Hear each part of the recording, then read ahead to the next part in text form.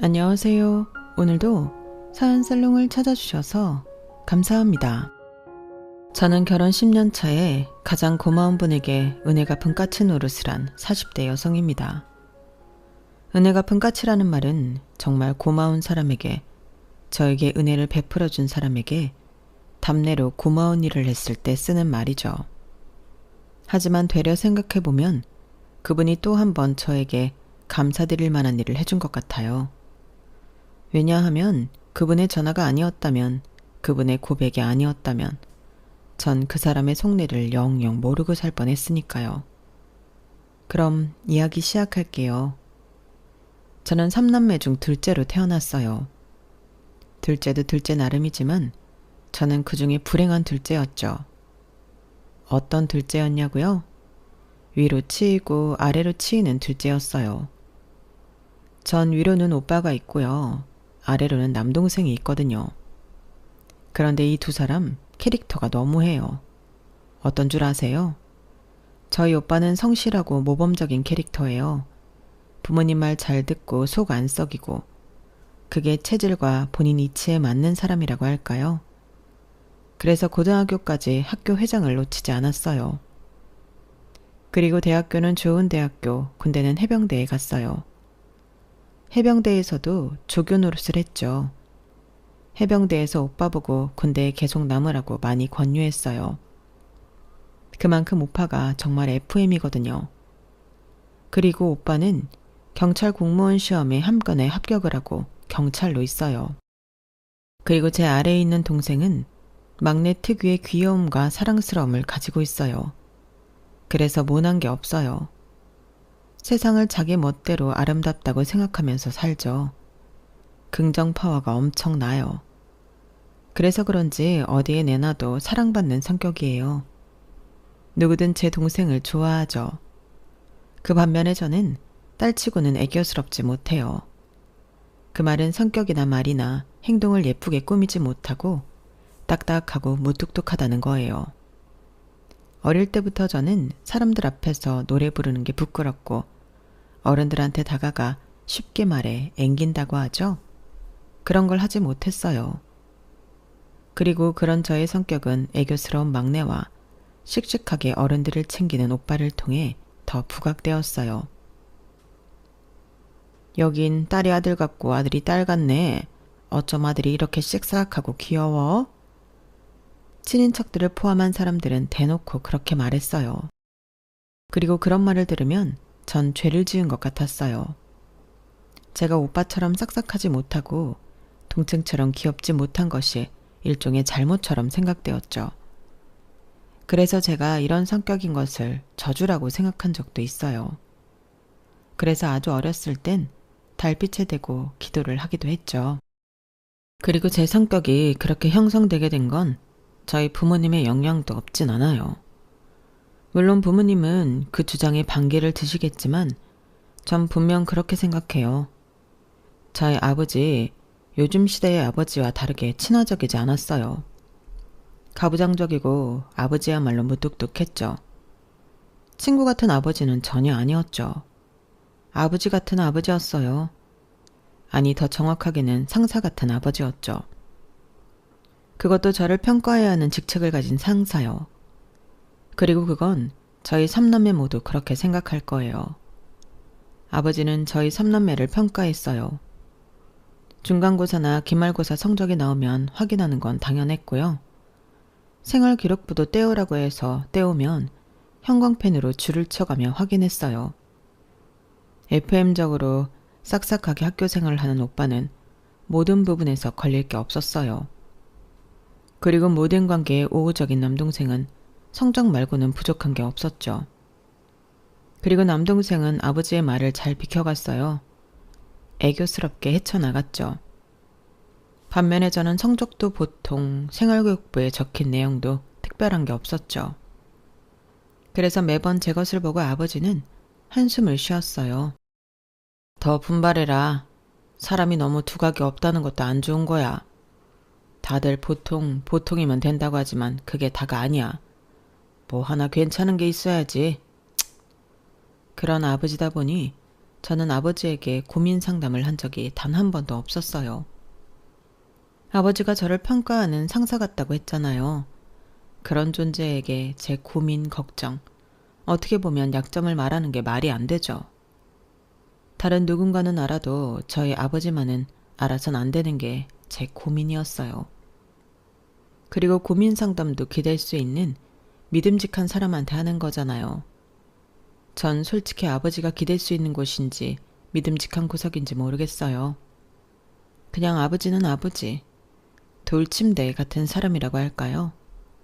침대는 침대인데 그 성질이 너무 딱딱해서 정말 편한지 모르겠는. 정말 그 표현이 딱 맞아요. 그리고 저희 어머니는 아들 바보예요. 사실 저도 아들이길 바라셨어요.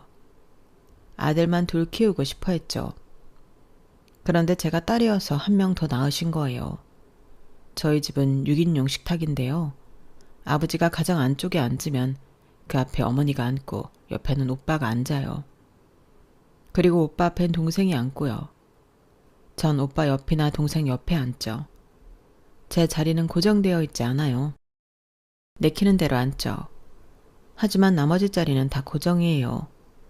그리고 고기 반찬은 늘 안쪽에 있어요. 메인 디쉬는 늘 안쪽이죠. 그래서 저는 매번 팔을 길게 뻗어서 반찬을 집거나 먹기를 포기해요. 그래서 살이 안 쪘던 걸까요? 그리고 저희 어머니는 늘 오빠와 남동생의 것들만 새 것을 사왔어요. 옷이나 신발이나 가방이나 그런 것들 말이에요. 그것도 꽤 고가의 것들만 사왔죠. 저는 패딩처럼 매우 비싼 것이 아닌 이상 제 용돈으로 해결해야 했어요. 게다가 어머니는 당신의 차별 대우를 인정하지도 않았죠. 그러면서 늘 제가 다른 집 딸처럼 사근사근하지 않고 집안일을 자의적으로 돕지 않는 게 문제라고 했어요. 그리고 타고난 성격이 조용하고 외향적이지 못하고 반항아 기질이 있어서 그런 차별적인 상황에도 쉽게 주눅들고 자신감이 없는 상태로 자란 것 같아요. 그래서 저는 결혼에 대해서도 그리 긍정적인 이미지가 없어요. 어려서부터 달리 결혼을 하고 싶지 않았어요. 부모님에 대한 좋은 이미지가 없으니까 그랬던 것 같아요. 그리고 나중에 커서는 근거들이 생겼는데요. 혹시 그런 말 들어보셨나요? 사람은 가장 미워하는 사람의 모습을 담는다는 말이요. 그래서 저는 제가 가정을 꾸리면 제가 자란 가정의 모습을 답습할까봐 겁이 났어요. 무뚝뚝하고 조교 스타일인 아버지와 자식을 차별하는 어머니, 지 잘난 줄 아는 오빠와 미꾸라지처럼 상황을 피해가는 남동생. 정말 싫었어요. 차라리 혼자가 나았죠. 그런 저에게 예상치 못한 일이 생겼어요. 제가 결혼을 하게 된 거예요. 시작은 부장님의 말로 시작되어요. 어느 날 회의를 끝내고 부장님이 저한테 오더라고요. 그러더니 커피 한잔 하자고 밖으로 부르는 거예요. 그럴 일이 없어서 당황했는데 더 당황스러운 말을 했어요. 윤미 씨, 지금 남자친구 있나? 네? 없는데요. 아니, 내가 잘 아는 사람이 딸기 농사를 하는데 엊그제 내가 처음으로 그 사람 아들을 봤거든? 그런데 참 듬직하고 싹싹하더라고. 네. 그런데 왜 저한테 그런 말씀을... 그 순간 내가 누가 떠올랐는지 알아? 아니, 윤미 씨가 떠오르는 거야. 둘이 참 잘 어울릴 것 같더라고. 키도 크고 정말 듬직하게 생겼어. 어때? 한번 만나봐. 팀장님은 그러면서 반강제적으로 저한테 연락처를 알려줬어요. 저는 난감했어요. 회사에서 일하면서 이런 일은 처음이었거든요. 그런데 옆에 있는 여자 직원이 저한테 그러는 거예요. 그래도 예의상 나가는 게 나을걸요? 은근히 그런 거 마음에 담아두는 상사 많아요. 저 아는 언니도 거절했다가 인사평가 작살났다던데요? 저는 그 이야기를 듣고 어쩔 수 없었어요. 어떻게 버틴 회사인데 이런 일로 망가뜨릴 수 없었죠. 그래서 부장님에게 소개팅에 나가보겠다고 말하고 날짜와 시간, 장소를 받아왔어요. 다음 주 수요일 오후 7시고 장소는 회사 근처 레스토랑. 잘해봐. 잘해보라는 부장님의 말과 다르게 저는 거절할 생각부터 했어요. 어떻게 하면 잘 거절할 수 있을까? 인사평가에 흠집이 안 날 수 있을까? 엄청 고민했어요. 회의 준비하는 것보다 그 고민이 더 어려웠죠. 그리고 당일이 되었어요. 저는 레스토랑으로 갔어요. 비가 추적추적 내리는 겨울이었고 부장님 말대로 덩치가 큰 남자 한 명이 창가 자리에 앉아 있더라고요. 저는 비에 맞은 머리를 털며 그 자리까지 걸어갔어요. 늦어서 죄송해요. 비가 와서 차가 막히네요. 아, 저는 근처에서 뛰어왔어요. 비가 올 줄은 몰라서. 오늘 비 예보가 있었나요? 그렇게 날씨 이야기를 시작으로 저희는 코스로 나오는 음식 이야기도 했고요. 음식 이야기를 하면서 좋아하는 음식이나 가리는 음식을 이야기하고 분야가 다른 회사 이야기를 하기도 했고 창가를 보면서 다시 날씨 이야기를 하기도 했어요. 생각보다 자연스럽게 흘러가는 이야기의 흐름에 전 당황했죠. 남자와 이렇게 대화한 건 참 오랜만이었어요. 그리고 저는 차가 없는 남편을 배려해서 집에 데려다 주었어요. 제가 남편을 집 앞에 내려다 주었는데요. 그때였어요. 타닥타닥 누군가 뛰어오더라고요. 엄마. 남편의 어머니, 시어머니였어요. 시어머니는 남자에게 우산을 씌워주고 차에 탄 저를 보고 웃었어요. 반가워요. 날이 늦었는데 덩치 큰 남자 데려다줘서 고마워요. 우리 애가 데려다줬어야 했는데. 그러게 너는 차를 가지고 가지. 그런데 우산은 있어요? 아, 우산은 없어요. 그런데 차가 있어서 괜찮습니다. 그래도 지하주차장에 자리 없을 수도 있으니까 이거 가져가요. 좋은 우산은 아니어서 돌려주지 않아도 돼요. 그래도 부실한 우산은 아니니까 쓰고 가요. 아들 데려다줘서 고마워요. 시어머니는 우산이 젖었을까 싶어서 툭툭 털어 제게 주었어요. 노란색 우산이었어요. 접이식 우산이요. 저는 우산을 받고 고개 숙여 인사했어요. 그러자 시어머니가 반긋 웃으며 손을 흔들고 인사를 했어요. 그리고 남편과 함께 뒤돌아 걸어갔어요. 저는 그때 왜 눈물이 날 것 같았을까요? 그 모자가 집으로 돌아가는 풍경을 보고서 저도 저기에 끼고 싶다는 생각이 들었어요. 사실 저희 어머니는 제가 우산을 놓고 온 날 예기치 않게 비가 왔을 때 저에게 우산을 가져다 주신 적이 단 한 번도 없어요. 철두철미한 오빠는 우산이 늘 사물함에 있었고 애교스러운 동생은 저보다 빨리 어머니에게 전화를 했거든요. 사실 몰라요. 남동생이 저보다 먼저 어머니에게 전화를 한 건지 어머니가 남동생에게 1순위로 전화를 한 건지. 그런데 어머니가 그랬거든요. 아이 참, 지금 이미 성준이한테 가는 길이야. 성준이 학교에서 네 학교는 완전히 반대잖아. 엄마가 네 학교 근처 사는 미숙이 이모한테 말해놓을게. 우산 좀 빌려달라고. 거기까지만 친구랑 걸어와. 아니면 후딱 뛰어가든가. 애들 다 갔어요. 감기 걸리면 어떡해요? 이제 곧 시험 기간인데. 아프면 안 된단 말이에요. 그냥 성준이한테 말고 나한테 먼저 오면 안 돼요? 나 지금 용돈도 떨어져서 택시도 못 타는데. 걘 용돈 있을 거 아니에요. 지금 성준이한테 거의 다 와가. 지금 그렇게 떼쓸 시간에 뛰어가겠다. 성준이 지금 집으로 안 가고 학원으로 가니까 너 많이 기다려야 돼. 그러니까 지금 전화 끊고 뛰어가. 빨리 끊어. 그래야 미숙이 이모한테 전화를 하든가 하지. 그러니 다 큰 아들이 그나마 비에 맞을까 집 앞까지 내려온 것보다 저를 위한 우산이 있다는 게 저한테는 큰 울림으로 다가왔어요. 아마 시어머니는 남편을 내려다 준 사람이 저라는 걸, 여자라는 걸 알았을 거예요. 저를 보고 놀라지 않았거든요. 이미 알고 있었고 그래서 챙겨온 노란 접이식 우산은 저를 오래도록 생각하게 만들었어요. 조금 오버스럽지만 나도 비를 피해야 할 사람이구나. 비를 피해도 되는 사람이구나. 이런 생각이 들었어요. 그래서 일부러 지상주차장에 차를 대고 우산을 폈어요. 토독토독. 우산에 떨어지는 빗방울 소리가 얼마나 간절하게 들렸는지 몰라요. 그리고 저는 그 생각으로 남편을 며칠 더 보았어요. 그런데 한 4번째 만났을 때였을까요? 남편의 집에서 저를 초대하고 싶어 한다는 거예요. 저희 집에서 윤미 씨를 초대하고 싶어 해요. 혹시 부담이 안 된다면 한번 와볼래요? 아, 부담스러우면 제가 잘 말할게요. 우리 아직 사귀는 사이도 아닌데 제가 저희 집이 좀 급하게, 아니 급한 게 아니라 무리하게. 미안해요. 편하게 말해줘요. 저는 당황했죠. 남편의 말대로 저희는 사귀는 사이가 아니었고 사귄다고 해도 이제 4번 봤는데 부모님을 만나 뵙는 건 너무 빠르죠. 하지만 전 비가 오던 그날 저의 감정을 확인하고 싶었어요. 그래서 정확히 이틀 뒤에 남편을 만나 말했어요. 가죠. 혹시 지금 시간이 부담스러우신 게 아니라면 지금도 좋고요. 물론 당장 지금 가자고 했던 건 아니에요.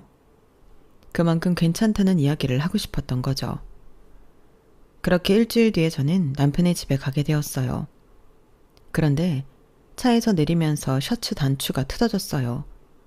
한두 개 정도 뜯어져서 어쩌지 하면서 내리지 않고 있었는데 남편이 다가왔어요. 왜 그래요? 여기 단추가 뜯어져서요. 어떻게 하죠? 방금 엄마한테 도착했다고 말했는데. 아, 그럼 내가 반지꼬리 사올 테니까 기다릴래요? 저기 편의점에 팔 거예요.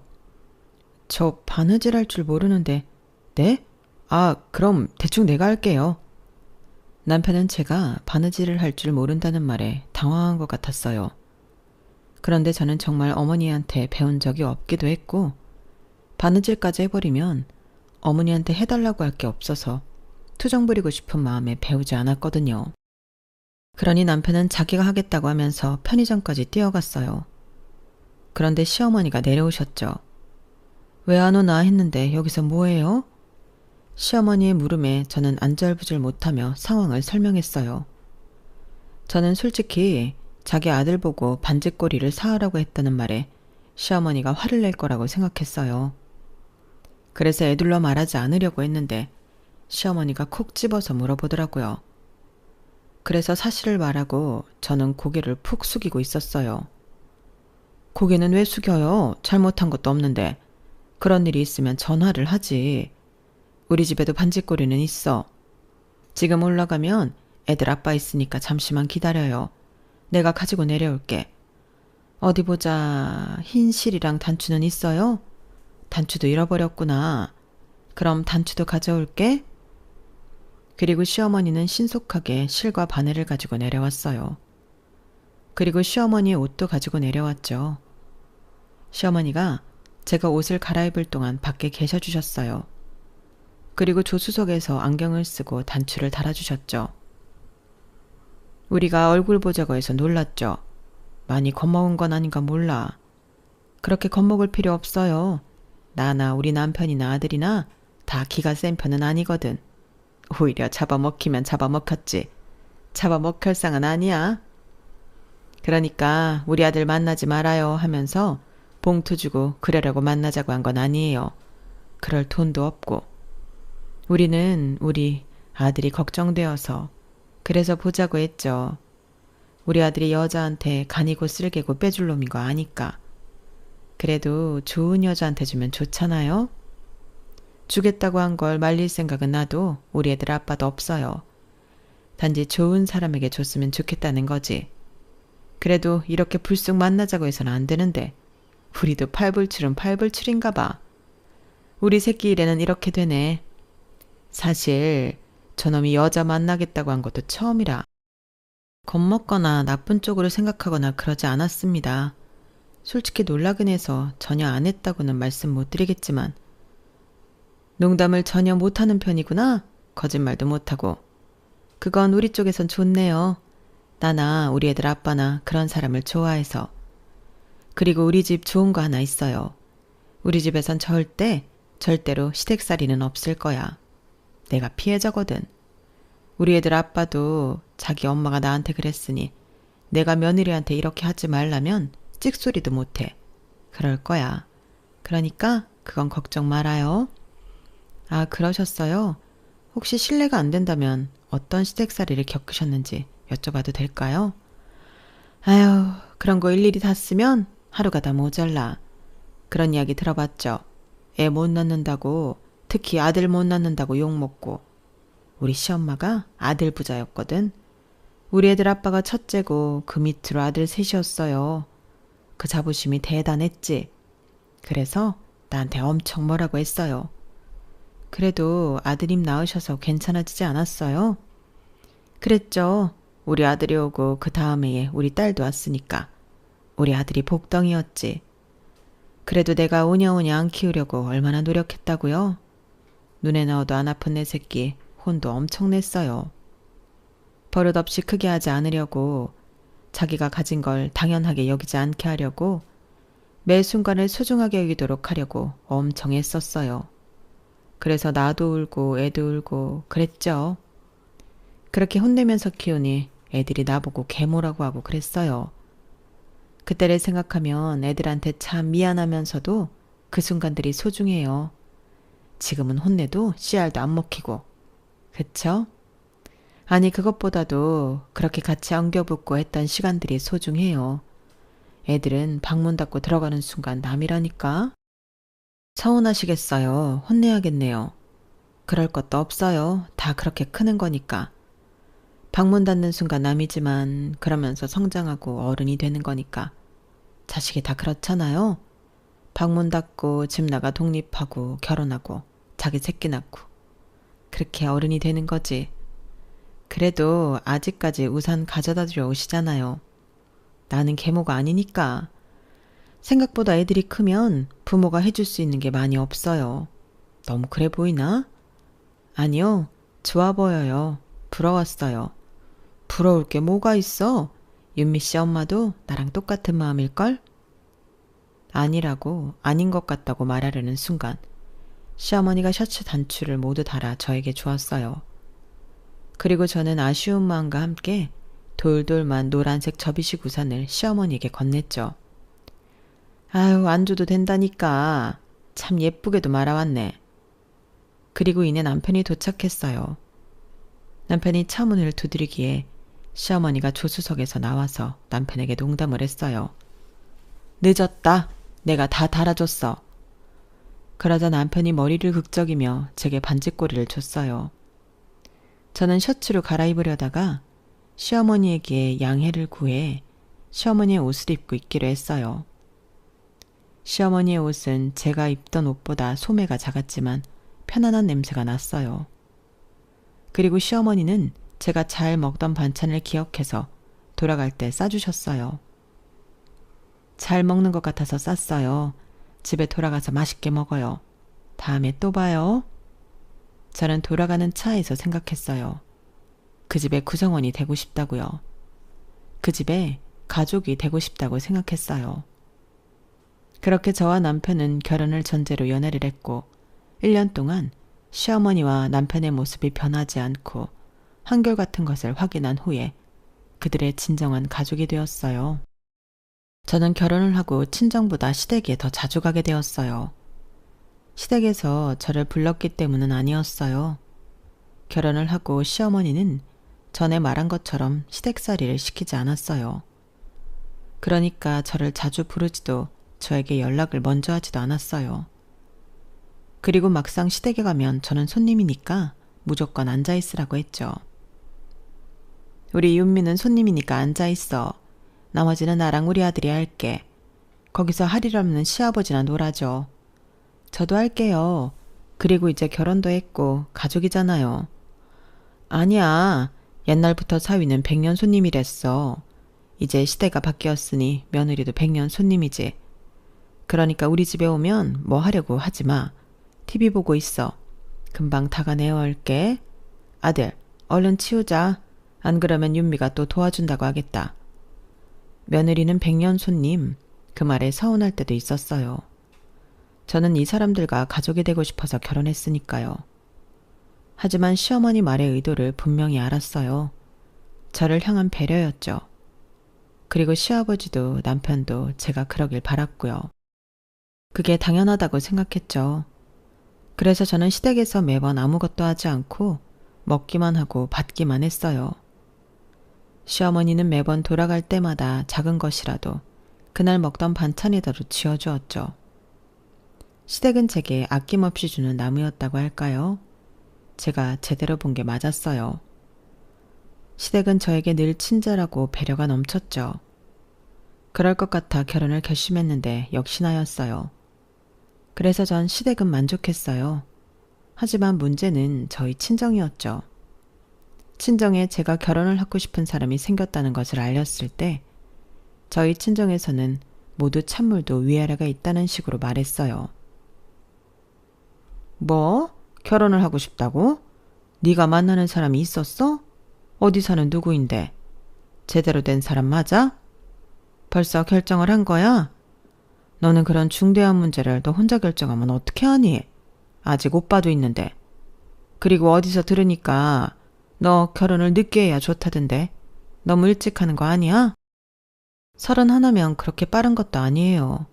그리고 여기서 또 오빠가 왜 나와요? 저 결혼할 거예요. 상견례 날짜도 오늘 잡아요. 상견례 날짜를 오늘 잡다고? 아니 얘가 어디서 뭘 먹었길래 이래? 왜 이렇게 급해? 아기라도 가졌어? 그리고 아직 오빠도 결혼 안 했는데 네가 먼저 가는 게 말이 되니? 정말 아기라도 가졌으면 몰라. 아니 아기 가져 결혼하는 것도 나는 반대다. 그거 다 여자 손해야. 너 정말 아기 가진 거 아니지? 아니에요. 그냥 빨리 결혼하고 싶어요. 급할수록 돌아가라는 옛말이 있어. 그러니까 천천히 해. 아이 참. 나는 네가 먼저 갈 거란 생각은 전혀 못했는데 너 그렇게 급하니? 나는 당연히 혜준이가 먼저 갈 줄 알았지. 찬물도 위아래가 있는 법이라니까. 내가 분명 너희 오빠부터 챙기라고 말하지 않았니? 그렇지. 엄마는 분명 너희한테 그런 이치를 가르쳤어. 그런데 네가 내 말을 이렇게 무시할 줄은 몰랐네. 좀 그렇다. 어떻게 오빠보다 먼저 결혼을 하니? 그거 아닌 척하지만 다들 욕해. 너 때문에 우리 집 사람들 다 욕먹어야겠니? 다시 생각해보는 게 어때? 그리고 그건 저희 아버지도 오빠도 남동생도 똑같이 생각했어요. 그래서 제 결혼을 지지하는 사람이 아무도 없었죠. 그렇게 결혼을 해서 그런지 친정이 남편을 곱게 볼 리가 없잖아요. 그걸 남편도 느끼지 않을 리 없고요. 그래서 자연스럽게 친정은 가지 않게 되었어요. 그러다 결혼한 지 4년차 되었을 때 시아버지가 돌아가시게 되어요. 사인은 뇌출혈이었어요. 갑작스럽게 돌아가셨기 때문에 저희 가족 모두 경황이 없었어요. 게다가 저는 그때 둘째를 임신 중이어서 첫째와 함께 집에 있어야 했죠. 마음이 참 불편했어요. 그런데 남편이 장례식 둘째 날에 씩씩거리면서 집에 들어오더라고요. 무슨 일 있어? 장례식은 어쩌고? 아니 엄마가... 됐어. 그때 남편이 시아버지의 딸기 농장에서 일한 지 2년도 안 되었을 때예요. 2년 전에 남편은 원래 다니던 회사를 퇴사를 했어요. 갑작스레 결정했는데 저는 언젠가 남편이 시아버지의 딸기 농장을 물려받을 거라고 생각했나 봐요. 이왕 그럴 거면 일찍 시작한 게 낫지 싶어서 그러라고 했어요. 하지만 딸기 농장에서 일하면서 남편은 시어머니와 자주 부딪혔어요. 가족과는 업무를, 일을, 사업을 하면 안 된다는 말이 괜히 나온 게 아니더라고요. 저는 그날도 쉽게 시어머니와 일 때문에 충돌이 있었나 보다 생각했어요. 그래서 더 묻지 않았고요. 조금 안일하게 생각했던 것 같아요. 그리고 시아버지의 장례식 동안 남편과 시어머니가 싸우게 된 구체적인 이유를 그로부터 2년 뒤 시어머니가 난소암 진단을 받으면서 알게 되었어요. 시어머니가 난소암 진단을 받고 3개월 시한부 판정을 받았어요. 그래서 저는 매일 시어머니를 찾아뵈었어요. 그러던 날 중 어느 날이었어요. 저는 시어머니를 찾아 비닐하우스를 뒤지고 있었죠. 그런데 격앙된 남편 목소리가 들리는 거예요. 남편이 누군가와 싸우는 것 같았어요. 저는 너무 놀랐죠. 저희 남편이 그렇게 큰 소리로 누군가 다툴 성격이 아니거든요. 시어머니를 닮아 굉장히 온화해요. 그래서 저는 뒤에서 무슨 이야기를 하는지 들었어요. 그러니까 이제 일 못하잖아요. 그건 인정하죠. 그 몸으로 일을 어떻게 할 거야? 그리고 엄마가 그 몸으로 일하고 있으면 욕먹는 거 나라니까? 어떤 미친 아들이 자기 엄마 암 걸렸는데 일을 시켜? 그러니까 집에서 쉬라고. 어? 말 좀 들어. 또 그 이야기냐?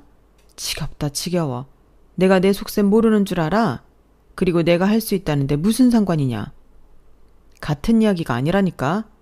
그때는 명의이전 하려고 그런 거고 이제는 명의이전 안 해도 된다고.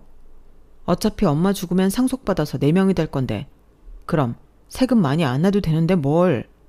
그리고 명의이전하면 나 세금 내느라 애들 엄마한테 생활비 주지도 못해.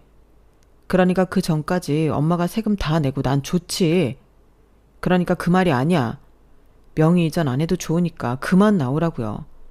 내가 걱정해서 하는 말이잖아. 그래서 명의이전은 포기했다고? 너 참 웃기는 놈이다. 그러니까 나보고 죽기 전까지 돈은 돈대로 주고 세금은 세금대로 내라는 거지? 내가 무슨 바보야? 그리고 누가 너한테 상속한대? 너같이 검은 머리 짐승한 데는 상속 안 한다. 걱정은 얼어 죽을 걱정? 시어머니가 그 말을 하자 남편이 몸으로 위협했어요. 저는 놀라서 남편에게 가서 남편을 말렸어요. 저를 본 시어머니가 당황한 표정이었어요. 남편도 놀란 눈으로 저를 쳐다보고요. 당신이 여기 어쩐 일이야? 그러더니 꼬리를 쉽게 내려요. 이게 무슨 짓이야? 당신 대체 왜 이래? 정신 차려. 어머니한테 이래도 돼? 그렇게 말하자 남편이 고개를 푹 숙이더군요. 그리고 그런 남편을 제가 끌고 가 차에 태웠어요. 그런데 남편이 이상한 말을 하더라고요. 나 입양아야. 뭐? 나 입양아라고. 엄마 친아들 아니라고. 우리 엄마 불임이래. 그래서 아이 못 갔는데. 그래서 나랑 지은이 입양한 거야. 내가 친자식이 아니라서 그래. 그래서 엄마가 나한테 저러는 거야. 그렇게 말하면서 울더라고요. 저는 이 상황을 어떻게 받아들여야 할지 알 수가 없었어요. 그래서 일단 남편을 진정시키고 방에서 재웠죠. 그런데 제가 전화를 하려는 찰나에 시어머니에게 전화가 왔어요. 잠깐 보자고 하더라고요. 그래서 시댁으로 갔어요. 시어머니도 우신 것 같더라고요. 그리고 시어머니는 한참 뒤에 제 손을 잡았어요. 윤미야, 나는 이제 내 아들도 못 믿는다. 그러니까 내가 죽으면 이 딸기 농사는 모조리 민준이에게 넘겨줄 수 있도록 해주겠니? 민준이라는 사람은 시어머니의 동생의 아들을 말해요. 쉽게 말해 시어머니의 조카죠. 그분은 15년을 넘게 시댁의 딸기 농장에서 일했어요. 그동안 농사를 확장시키고 딸기로 다른 사업을 하기도 했어요. 그로부터 얻어들인 수입이 어마어마하죠. 조카분은 남다른 신임을 얻었어요. 하지만 아무리 그렇다고 해도 자기 아들이 아닌 그분께 농장을 물려준다는 말은 너무 뜻밖이었어요. 게다가 아들도 같이 종사하고 있는데 말이에요. 저는 남편이 크게 잘못한 것이 있는지 물었어요. 그런데 없다고 해요. 없다. 그저 딸기 농장만 생각해서 결정한 일이야. 우리 아들은 농사를 짓기에 너무 부지런하지 않아. 그리고 넓고 크게 보지 않아. 그래서 안 돼. 물려줬다가는 다 망해버릴 거다. 그 말에 오히려 제가 서운했다면 저도 팔이 안으로 굽은 거겠죠. 그리고 시어머니는 차근차근 자신의 이야기를 해줬어요. 결혼을 하고 몇 년이 지나도록 아이가 들어서지 않았어. 그리고 결국 병원에서 불임 판정을 받았지. 나랑 애들 아빠는 아이를 무척 원했어. 그래서 할 수 있는 게 입양밖에 없었지. 그렇게 시어머니는 남편을 다음 해에 시누이를 입양했어요. 그때 시어머니는 분가할 돈이 없어서 시댁에서 살았는데 시댁에서 입양 사실이 동네에 알려지는 걸 원하지 않아 2년 동안 시어머니는 시댁 밖으로 나가지 못했어요. 화장실도 마루를 통해 나가야 해서 요강을 사용했죠. 굉장히 철저하게 입양 사실을 숨겼어요. 그만큼 부끄러웠단 소리죠. 시댁에선 입양 사실을 그리고 시어머니 자체를 부끄러워했어요. 여자가 애를 낳지 못하는 건 여자로서 도리를 다하지 못한다는 거다. 그런 말까지 들었어요. 그래도 시어머니는 2년 뒤 아이들과 함께 세상 밖으로 나오면서 아이들을 당신이 10달 동안 품은 아이처럼 키웠어요. 아니, 어쩌면 그것보다 더 엄격하게 키웠다. 저번에 말한 대로 계모라는 말을 들을 정도로 엄격하게 키웠어. 그랬던 이유는 그게 내 스스로 우리 애들이 입양한 아이라는 껍데기를 벗기는 일이었거든. 그리고 그래야지 나중에 입양 사실이 밝혀지더라도 다른 사람이 입양되었기 때문에 애가 저런다 이러지 않을 거 아니냐. 하지만 시어머니는 단 한순간도 남편과 시누이에게 입양 사실을 밝히고자 하는 생각은 없었어요. 평생 숨길 수 있다면 그러고 싶었죠. 그래도 세상 일이 마음대로 되나요? 그리고 비밀은 언젠가 밝혀지게 되어 있죠. 남편이 27살 때 고모를 통해 남편은 입양 사실을 알게 되어요. 그때 남편은 입양 사실을 알고 무척 흥분했어요. 엄마, 저 입양된 거예요? 저 어머니 아버지, 저 친아들 아니에요? 아니, 어떻게 그럴 수가 있어요? 누가 말했니? 어디서 들은 거야? 그게 중요해요? 그런 건 하나도 안 중요해요. 그래서 그랬군요. 그래서 저에게 늘 냉정하게 굴었군요. 엄마가 언제 한번 저 칭찬해 준 적 있어요?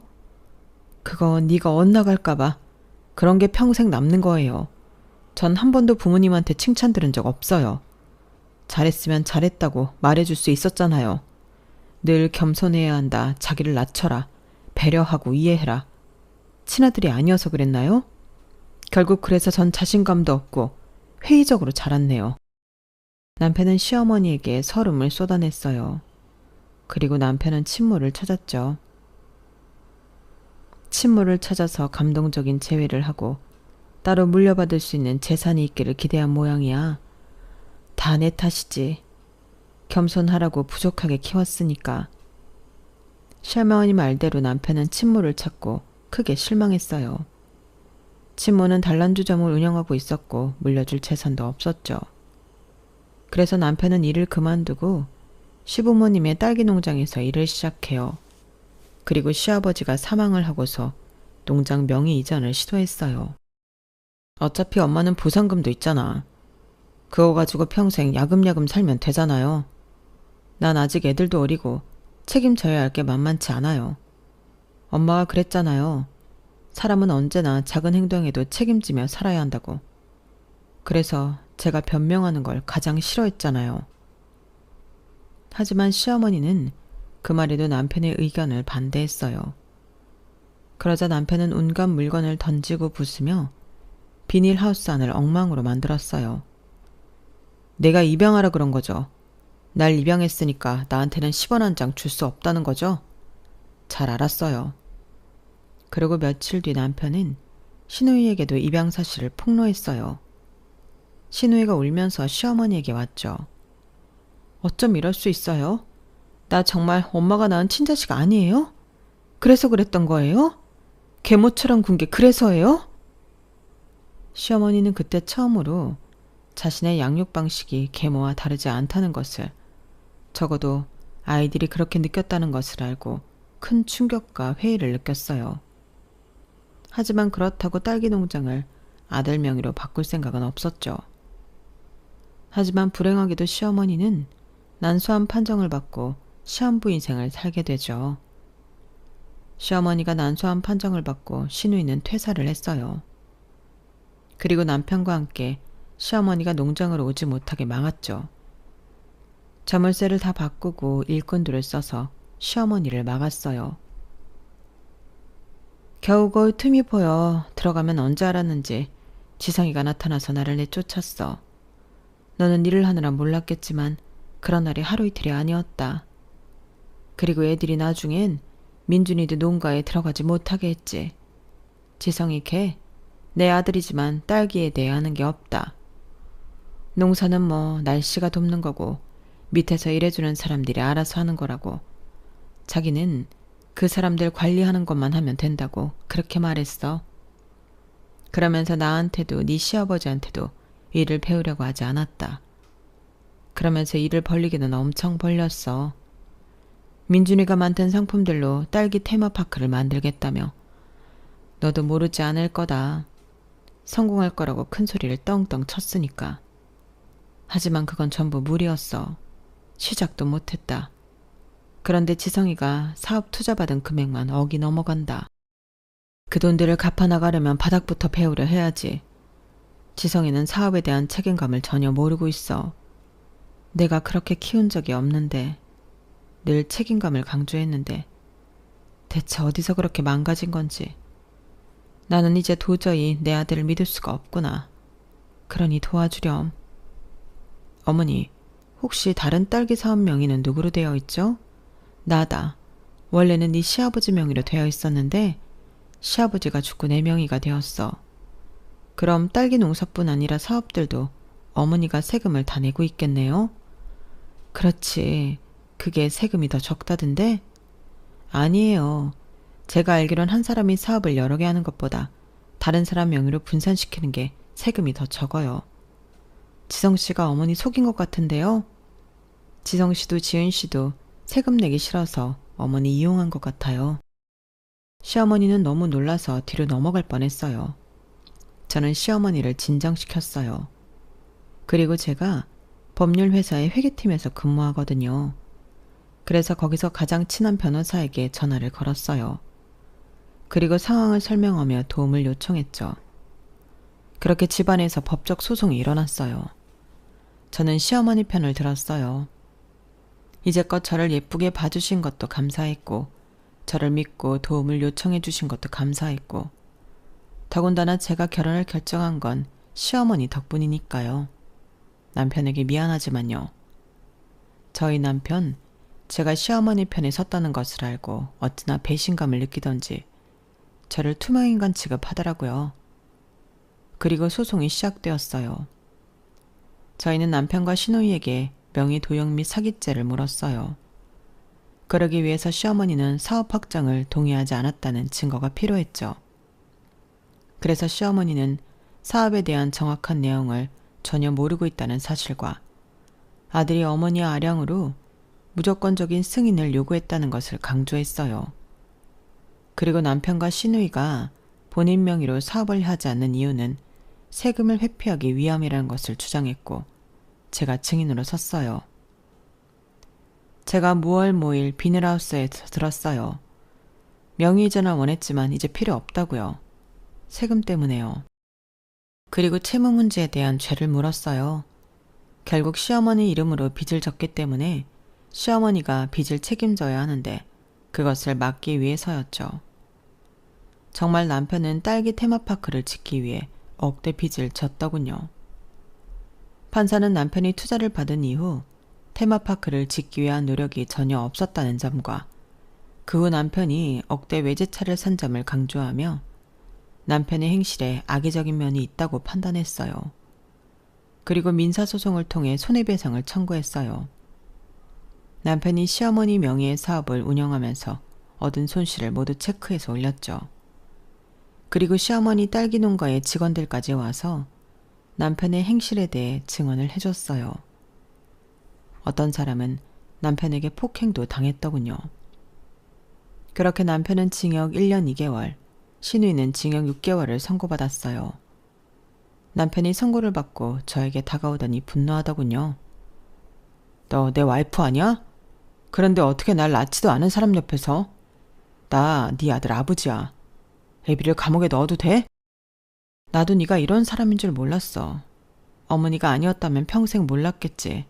넌 기회주의적인 사람이니까. 내가 너랑 살면서 쭉 너보다 잘 벌어왔으니까 나한테 온 거 아니야? 말이 너무 심했나? 그리고 넌 모르겠지만 어머니 나한테 고마운 분이야. 너보다 더. 너보다 네 어머니를 보고 너랑 결혼을 결심했어. 정말 좋은 분이야. 그런데 너는 낳지 않았다는 이유로 이렇게 홀대하네? 참 어리석지. 낳기만 한다고 다 부모가 아니듯이 정성껏 키워주고 길러주어서 부모가 될 수 있는 거야. 그래서 너 친어머니 찾아서 인사는 드렸어? 단란주 좀 한다고 돈 없다고 그냥 나왔지. 안 봐도 뻔해. 나야말로 묻고 싶다. 어떻게 이럴 수가 있니? 지복을 왜 지가 차? 널 키우신 분이 얼마나 훌륭한 분인지 내가 몰라? 뭐?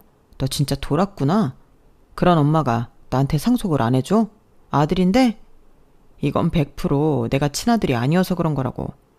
그리고 지 새끼 아빠를 이렇게 만들어 놓고 미안한 구석 없이 너 앞으로 어쩌려고 그래? 왜? 그러다 나도 치겠다? 손버릇 안 좋은 거 같은데 그거 정말 안 좋은 버릇이니까 고쳐봐. 아마 감옥 안에선 싸움도 못하니까 고쳐지지 않을까? 그리고 친아들이라고 무조건 상속해주는 부모는 그 나름대로 문제가 아닐까? 너 제대로 일한 적 없잖아. 너 왜 이런 식으로 나와? 앞으로 나 안 볼 거야? 이혼이라도 하자고? 이혼해. 할 거야. 어차피 감옥에 간다는 사실로 양육권이나 친권은 쉽게 가져갈 테고 돈은 필요 없어. 나 혼자서 알아서 잘 버니까. 그러니까 매달리지나 마. 복에 겨워서 똥을 싼 놈아. 남편은 제 말에 전의를 상실했고 그렇게 저는 순탄하게 이혼도 했어요. 그리고 딸기 농장을 되찾은 시어머니는 당신의 바람대로 조카에게 딸기 농장을 물려주게 되었어요.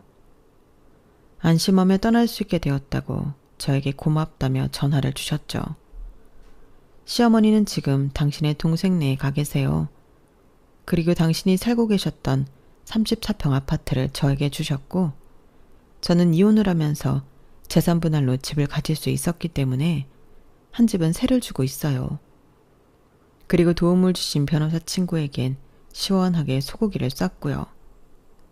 남편과 시누이는 아마 파산 신청은 했지만 감옥에서 나오자마자 빚을 갚기 위해 노력해야 할 거예요. 그러면 아마 저를 찾아올 수도 있겠죠. 그러니까 번호도 바꾸고 곧 이사도 해야겠어요. 아이에게 접근 못하게 접근 금지 신청도 할 생각이에요. 제가 법률회사에 일하면서 이렇게 도움이 될 줄은 몰랐어요. 제가 이혼할 줄도 몰랐지만요. 하지만 시어머니와는 계속 만나고 있어요. 일주일에 2번, 3번 봐요. 돌아가시기 전까지 많이 봐두려고요. 이렇게 효도를 해야 후회하지 않을 것 같아요. 정말 고마운 분이에요. 저에게 감동을 주시고 따뜻함을 주신 친정 엄마 같은 분이죠. 그러니 이혼을 해서 2아이를 홀로 키우는 제 처지에 낙담하지 않으려고요. 여기까지가 제 사연입니다. 저는 오늘도 시어머니를 찾아뵙고 식사를 할 예정인데 여러분들도 오늘 고마운 분들과 함께 식사하시는 건 어떠세요? 그럼 모두 즐거운 매일매일 보내세요. 여러분, 사연 댓글에 응원과 현명한 조언 부탁드려요. 좋아요, 구독은 저에게 큰 힘이 됩니다. 오늘도 좋은 일 가득하세요.